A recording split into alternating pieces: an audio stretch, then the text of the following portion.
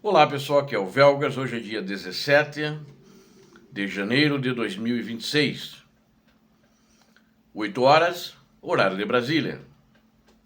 Armagedon para os russos em Uiápole, na região sul, na província de Zaporizhia.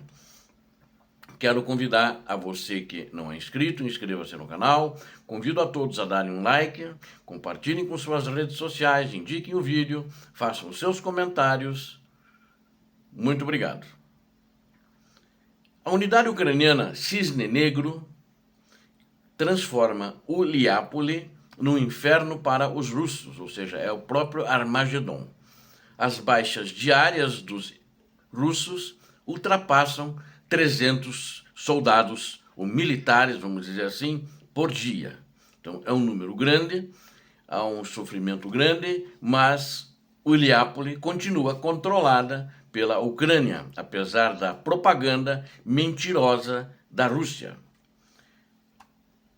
As tropas ucranianas continuam a destruir os ocupantes russos em Uliápole, que fica, como eu disse para vocês, na província de Zaporizhia, transformando a cidade num verdadeiro inferno para os invasores. O uso ativo de drones ucranianos, que controlam eficazmente a frente e a retaguarda inimigas, desempenha um papel significativo nesse processo. A informação foi divulgada pelo Regimento 225 de Assalto da Ucrânia e operadores da unidade Cisne Negro do Regimento 225 realizaram ataques de precisão contra posições russas utilizando drones. Como resultado dos ataques, vários militares russos ficaram mortos ou feridos e isolados, sem conseguir sair da área em segurança. O que eu achei muito chocante é que a Ucrânia deu a opção para eles se entregarem. Eu acho que está uma situação tão difícil, tão neurótica nessa frente de combate, ou talvez em todo o teatro de operações, né? Em todas as batalhas, que tem soldados que ali optaram por não fugir. Eles poderiam eventualmente tentar recuar para trás na posição que eles estavam e os ucranianos avançando em cima deles. Eles optaram pelo suicídio. Então eles devem já estar com a cabeça virada, né? Isso é um nível de loucura que eles cometeram isso na linha de frente, acredito, vendo tanto tiro, vendo tanto sangue, o cara não queria mais, não queria nem se entregar, deve ter ficado com medo e acabaram cometendo suicídio, né? Os próprios oficiais ucranianos, sargentos, acharam isso muito chocante, né? Isso mostra o estado moral e psicológico do exército russo muito desgastado, muito fragmentado, muito arrebentado, né? Deteriorado.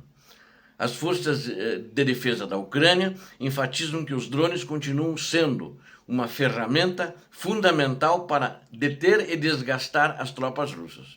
Entretanto, o porta-voz das defesas sul, Vladislav Voloshin, afirmou que a situação em Uliápole é crítica, é difícil, é crítica, mas a Ucrânia continua controlando a cidade, apesar de que em muitas áreas a cidade ela é uma zona cinzenta, ou seja, existem bastante combates, não só dentro da cidade, mas também nos arredores da cidade. E ele relata também que a cidade está praticamente destruída, né? Ou seja, os bombardeios contínuos que a Rússia tem feito, ela dirige exatamente sobre edificações e sobre casas. Eles querem terra arrasada, como eles fizeram em outras cidades, mesmo que eles não conseguiram tomar. Pokrovsk está arrasada. É uma terra de ninguém praticamente. Ninguém não, porque tem ucranianos lutando com os russos ali, mas está tudo arrebentado.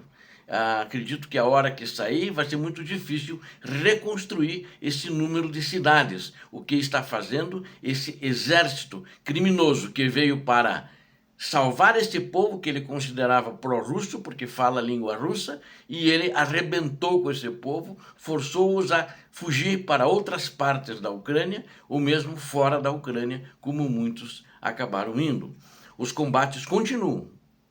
tanto dentro da cidade como nos arredores. De acordo com as forças ucranianas, as forças russas estão atacando Uliápole, mas elas estão tendo perdas. Eu acho que num outro vídeo eu noticiei que eram 250 mortes. Agora subiram entre 300, mais de 300, chegando tem dias a 350 soldados mortos russos por dia, contados pelos ucranianos ali dentro da cidade. As forças ucranianas mantêm o controle da cidade, elas estão frustrando as tentativas russas de consolidar a posição e cortando o seu suprimento logístico. Então estão impondo essas dificuldades, onde fica a situação mais difícil ali, e os que estão dentro da cidade muitas vezes não conseguem receber a logística. Eles passam mais de um dia sem receber comida, sem receber munição, né? E os russos estão usando ativamente drones, né? E táticas de pequenos grupos e aeronaves também para atacar as posições ucranianas dentro da cidade.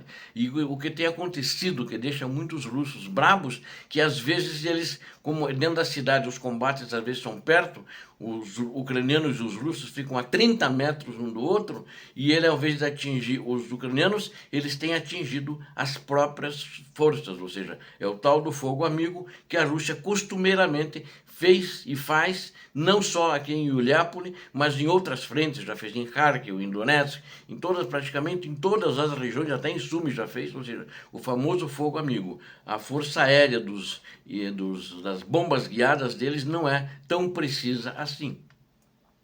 Apesar da pressão, Uliápole permanece uma linha de defesa muito importante, muito crucial para a Ucrânia, porque sem Uliápole eles vão ter dificuldades, ou melhor, não vão poder ir em direção a Zaporizhia. Se eles conquistarem Uliápole, não é que fica o caminho aberto, vai ter uma série de obstáculos na frente, vai ter uma série de linhas de defesa, mas vamos dizer, dali que se abre o caminho para mais combates para tentar chegar na cidade de Zaporizhia, que é a capital da província de Zaporizhia. Na semana passada, apenas voltando um pouco, tinham relatos de que as forças de assalto ucranianas no setor de Uliápole haviam reunido tropas de uma brigada territorial próxima e as forçado a se redistribuir em direção a Uliápole contra a vontade dos sargentos e oficiais da brigada territorial. O que é uma brigada territorial? Não é uma, elas fazem parte do exército, foram treinadas pelo exército, mas a brigada territorial são pessoas da região que se voluntarizaram para defender onde eles moram, né? A região deles.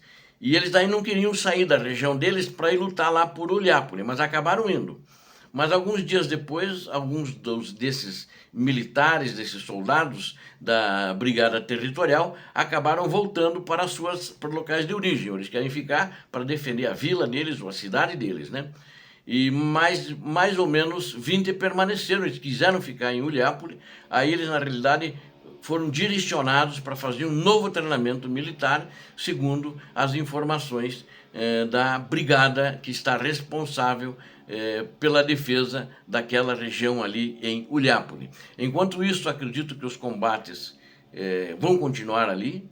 A guerra como um todo não teve um desfecho final e não vai ter logo. Acho que as negociações são empacadas. A Rússia faz todo o esforço para que não haja negociações, para que não haja paz, e ela quer continuar com essa matança indefinidamente enquanto ela puder, né? Ela hoje sacrificou desde o início da guerra 11 mil e poucos tanques de guerra, 23 mil e poucos blindados de combate, né, que foram destruídos pela Ucrânia, e agora, como não tem tanto equipamento, tem, mas em quantidade bem menor, não é sempre que eles estão atacando com este tipo de equipamento, eles estão sacrificando vergonhosamente, criminosamente, o seu próprio pessoal. Isso dá uma ideia de como é o caráter da Rússia, como é a mentalidade da Rússia, que não se importa com a vida nem dos seus, imagine como é que vai se importar com a Ucrânia, ou seja, é o crime pelo crime, é a maldade pela maldade, é o sadismo pelo sadismo, assim a Rússia do ditador que comanda a Rússia hoje e sua máfia encastelada no Kremlin e o seu grupo íntimo, que não necessariamente todos estão dentro ali do Kremlin. Obrigado a vocês que assistiram esse vídeo. Deem um like, compartilhem, façam seus comentários. Deus abençoe a todos vocês, Deus abençoe a Ucrânia, Deus abençoe o Brasil. Paz e bem, paz para toda a humanidade.